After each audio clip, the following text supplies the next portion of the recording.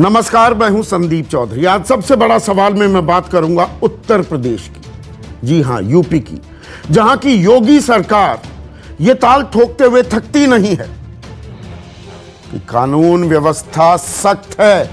उत्तर प्रदेश में अपराधी माफिया भयभीत हैं, थरथराते हैं, सूबा छोड़कर राज्य छोड़कर भागने पर मजबूर हो रहे हैं। क्या ये है योगी जी का सख्त प्रशासन?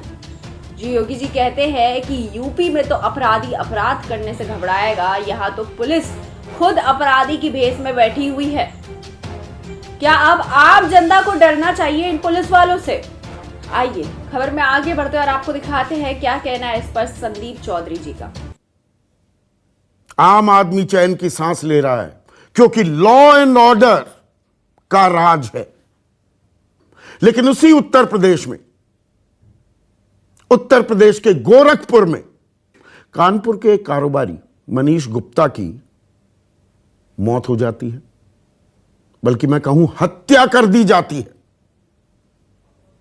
एक होटल में रुका हुआ था यह शख्स, यह कारोबारी। पुलिस ने दबिश दी, ऊपर से ऑर्डर आए थे। खबर यह थी कि कुछ लोग, कुछ शरारती तत्व होटल में हो सकते हैं, तो पहचान पत्र, आइडेंटिफिकेशन पेपर्स सबके देखे जा रहे हैं। यह पुलिस का वर्जन है। 3 लोग कमरा नंबर 512 में रुके थे। कृष्णा पैलेस होटल है गोरखपुर का। एक के पास आईडी पेपर्स नहीं मिलते, वो भागता है, गिर जाता है, चोट लगती है, अस्पताल लेकर जाते हैं और मौत हो जाती है। यह पुलिस का वर्जन। पोस्टमार्टम कराया जाता है। पोस्टमार्टम में क्या निकलता है? इस कारोबारी मनीष के सिर और चेहरे पर गंभीर चोट थी। सिर पर भी गंभीर चोट के निशान और शरीर के 4 अलग अलग हिस्सों पर चोट के निशान थे। गिरने से चोट लग गई, मौत हो जाती है।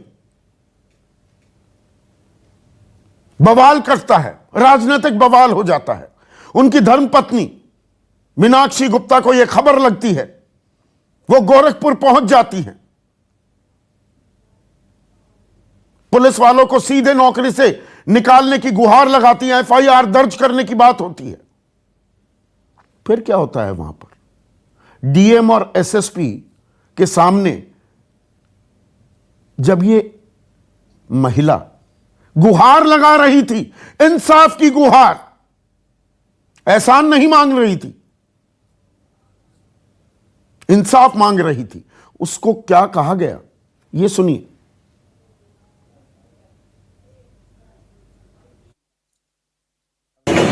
इस होटल ही में मेरे हस्बैंड का खून हुआ है, एक पुलिस वाले ने किया है। प्लीज न्याय दिला दीजिए। आप देखिए बाकी सारे क्लिप, कहीं खून नहीं है और खून से लथपथ थे। 2 दोस्तों ने भी बताया यहीं पे खून भरा हुआ था। होटल वालों ने सब साफ करवा दिया। प्लीज मदद करिए, मेरे पति को न्याय दिलाइए प्लीज। कानून जो है इस पे आपको विश्वास और हमें भी, ठीक है, हम दोनों लोग मानते हैं। ये अनुभव करूंगा कि विश्वास को आप मैं भी विश्वास रखता हूँ कि क्योंकि एक बार मुकदमा होने के बाद आपको अंदाजा नहीं है, मुझे पता नहीं कि आपको प्रक्रिया पता नहीं कि सालों तक कोर्ट में ये है कि उनका पहले से तो कोई झगड़ा था नहीं। वो गए थे, वर्दी पहन के गए। अगर उसने बताया ना कि क्यों हुआ है, रीजन तो मैंने आपको दिया है। इसीलिए हम आपकी बात सुबह से सुन रहे हैं। मैडम ने मुझे कहा कि आप मुझे निलंबित कर दीजिए, मैंने कर दिया। और तब तक बहाल नहीं होंगे जब तक उनको क्लीन चिट ना मिल जाए। नौकरी में बार मुझे नौकरी उनकी नहीं चाहिए भैया, मुझे उनको पूरी तरीके से नौकरी से हटाइए। मुझे या तो मुझे जान के बदले जान चाहिए। और उसके बाद डीएम और एसएसपी देखते हैं कि नहीं, फोन से रिकॉर्डिंग हो रही है। कहते हैं कि नहीं, फोन से रिकॉर्डिंग मत कीजिए। डीएम हैं विजय करण, एसएसपी हैं विपिन तादा। और ये क्या कह रहे थे? इस महिला से पति की मौत हो गई, पुलिस के चलते यह मौत हुई है, और यह मौत है कि हत्या है, इसका अंदाजा आप मुझसे बेहतर खुद लगा सकते हैं। डीएम कह रहे हैं कि सालों कोर्ट के चक्कर लगाने पड़ेंगे। छोड़ो, काहे पड़ी हो, पति तो गया है।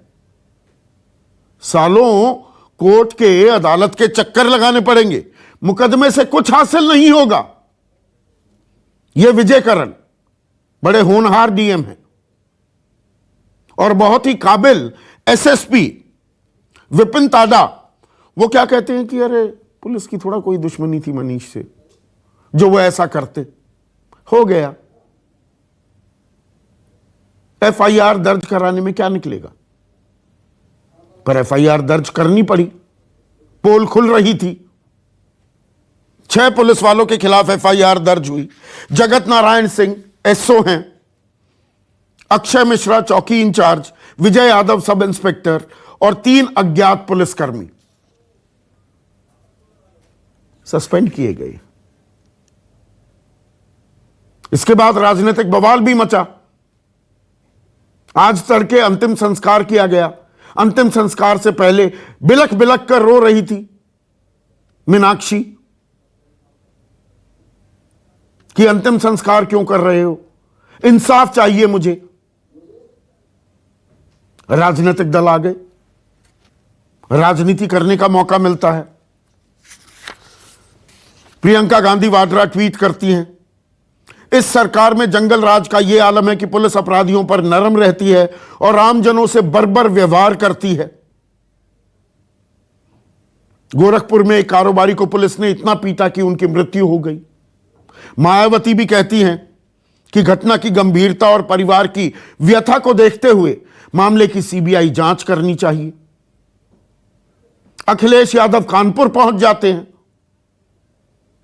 कहते हैं सरकारी नौकरी मिलनी चाहिए, 20 लाख रुपए मुआवजे का ऐलान कर देते हैं समाजवादी पार्टी की तरफ से, और सरकार से कहते हैं 2 करोड़ रुपए का मुआवजा दो। पैसे का खेल शुरू हो जाता है, क्योंकि कहीं ना कहीं वोट का खेल भी है। लेकिन जिसने अपने को खोया है वो क्या मांग कर रही है?